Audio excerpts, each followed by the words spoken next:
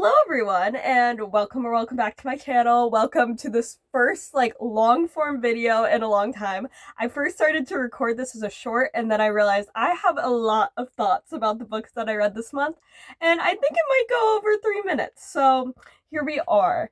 And I have read a total of 5 books this month. There's 4 in the stack, but I borrowed one from the library and I already returned it, and over 2,000 words, and it was a crazy good reading month. The best reading month that I've had in a while. I've not read 5 whole books in a month in as long as I can remember, honestly.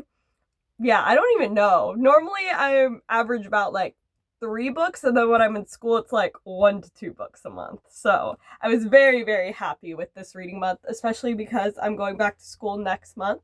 So I probably won't have as much time to read, and I'll probably finish one if I'm lucky to, but I also plan on picking up Oathbringer after the book that I'm reading right now, and that is over 1,000 pages. So if I read that book, I'll probably finish the book that I'm reading right now in March, and then some of that book. So next wrap up will not nearly be about as many books, but anyway, let's get into it.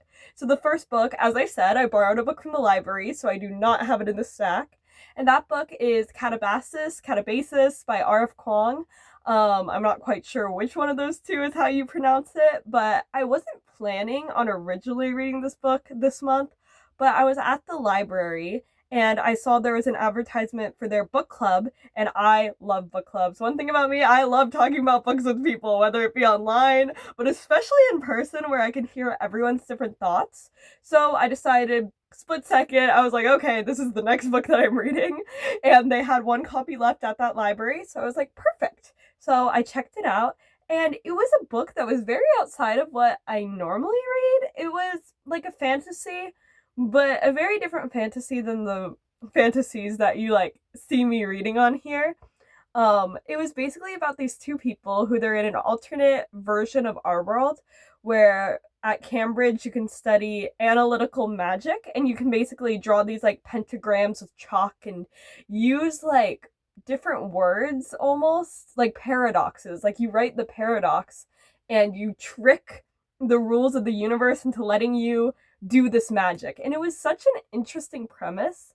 I rated it 4 stars overall, and it was mostly because the main character Alice, I did not like her very much at the beginning, and she really did not like the other main character, Peter. They were venturing into hell together to save their professor who died, but not because they liked him, because they wanted him to come back and give them a good recommendation.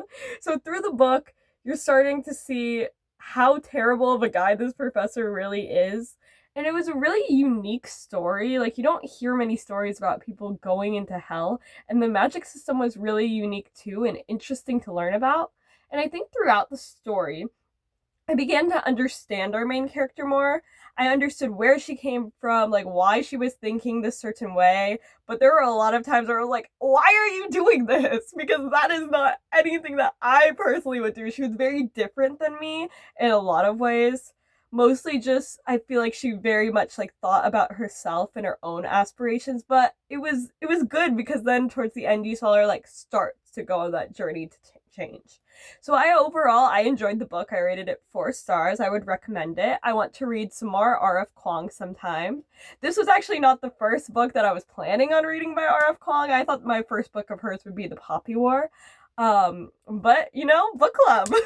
And it was really fun to hear the different thoughts of the different people in my book club, because there was someone who rated it 5 stars, 2 other people rated it 4.5 stars, I rated it 4 stars, and so did another woman, and then there was a guy who rated it 2 stars who did not like it at all. So it was really interesting to hear everyone's different thoughts, since I feel like it was a book where you can discuss a lot about it and a lot of the themes that are present.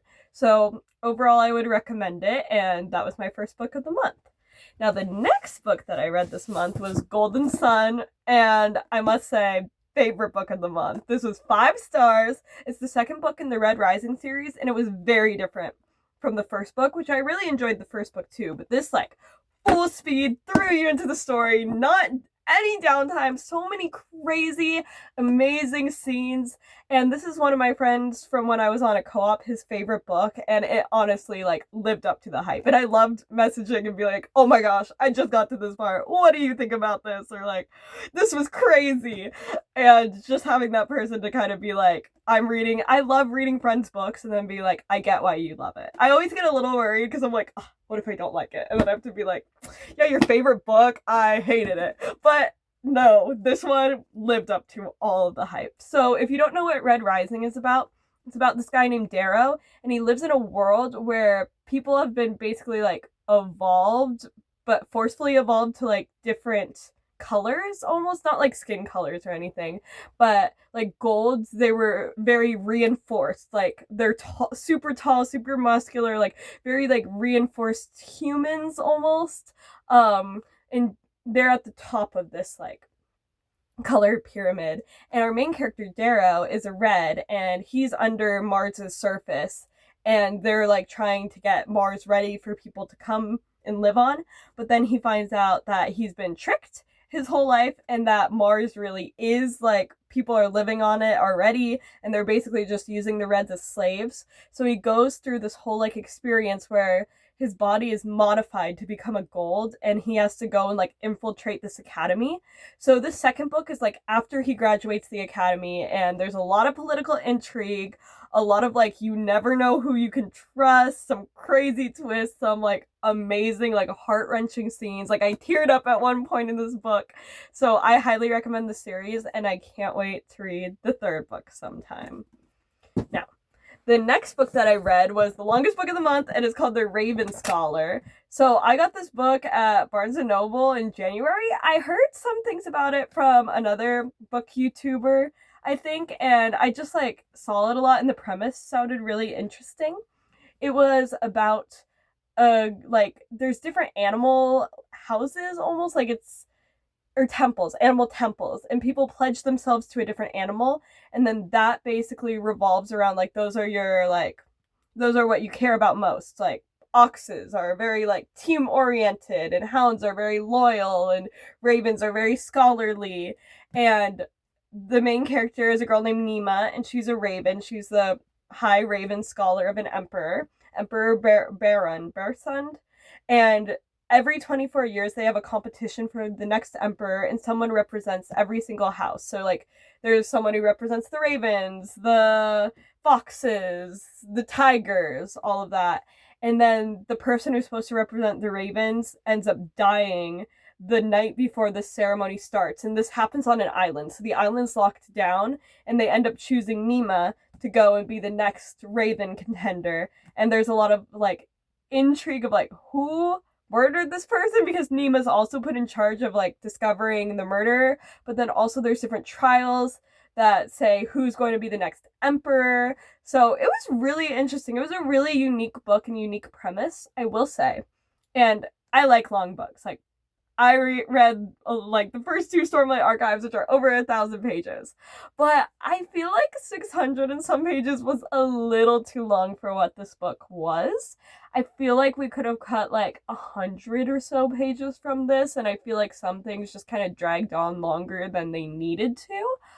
Overall, it wasn't a slow-moving book, and I did really enjoy it, so I would rate this book 4 stars, and I do recommend it. But also, I thought this was a standalone. Probably my fault for not looking into that. But really, this is the start of a series, and it's just the first book out. So when the second book comes out, I might continue on with it, since I did enjoy this book. But I also don't know how long it will be before the next book comes out. And by then, I might have forgotten a lot of it. So we shall see.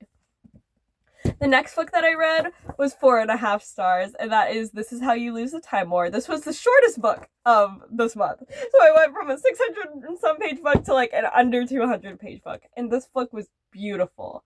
It was such a unique premise. Again, I read a lot of books that were very unique premises this month, which maybe that's why they're all rated so high. But it's like, this was a sci-fi, but also a romance, and this might be the most beautiful love story that I have ever read. Like, I'm not even kidding. And unlike this last book that I thought could be a little shorter, this book I think could be a little longer. So it's about two different rivals, red and blue, they go by in the book, and they're from these different like agencies that are trying to win this war. But how they win the war is they're sending people back in time to change some part, like set up these bones in a specific way so then the wind will blow and create a sound that will make this person create a religion that will then set up this group for winning the war like far into the future. So it's like things like that. And it's mostly told between a series of letters between these two rivals. So they start out by gloating to each other, being like, ha, you thought you'd set up these bones, but I actually killed the priest years ago, so he's not even there and he's not even ever going to start the religion.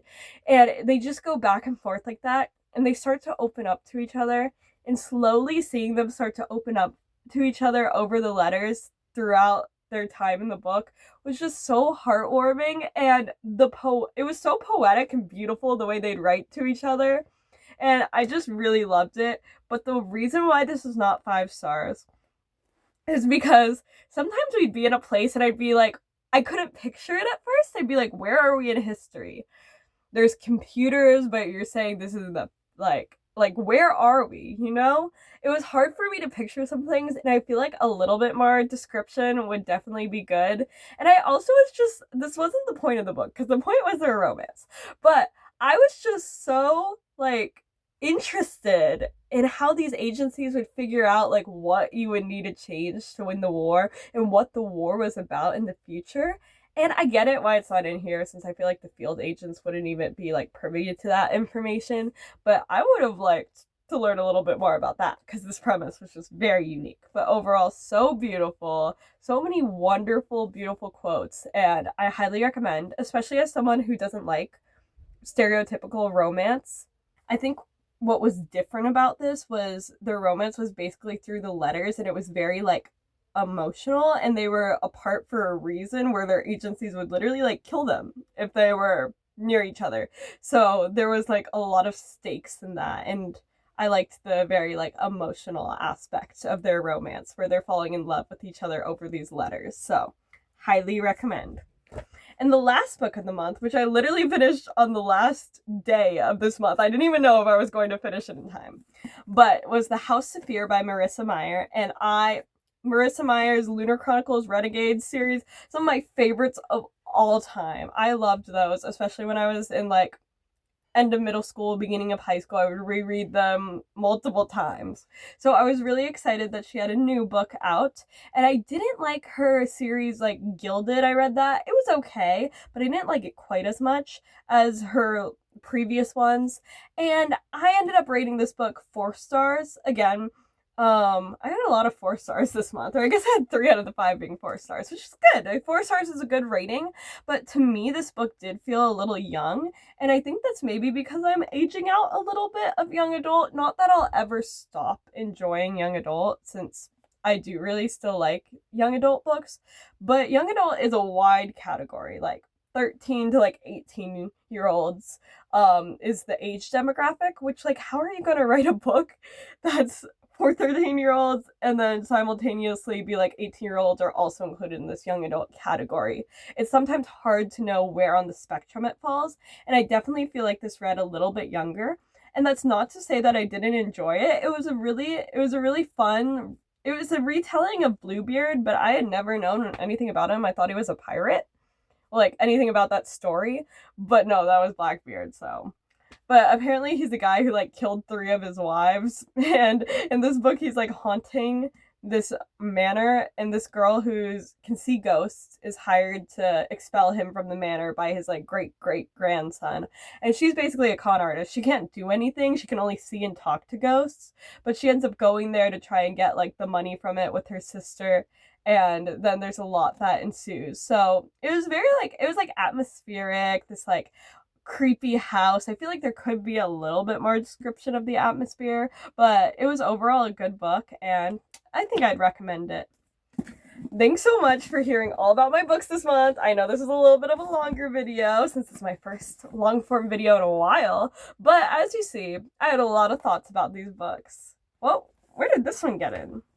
I have a different pile over here of books that I'm bringing with me to college. I did not read Five Broken Blades this month, but I want to read it sometime. Anyway, here is the actual stack of all the books that I read this month. And thanks so much for watching, and stay tuned for my books next month, even though there probably won't be many. That might be a short form video of like one book that I read in March. But still, stay tuned and comment down below your favorite book you read this past month. I think my favorite book is Golden Sun. It's the only one I rated 5 stars, but second favorite, that's how you win the Time War. Win, lose. That's how you lose the Time War. But again, thanks for watching. Bye!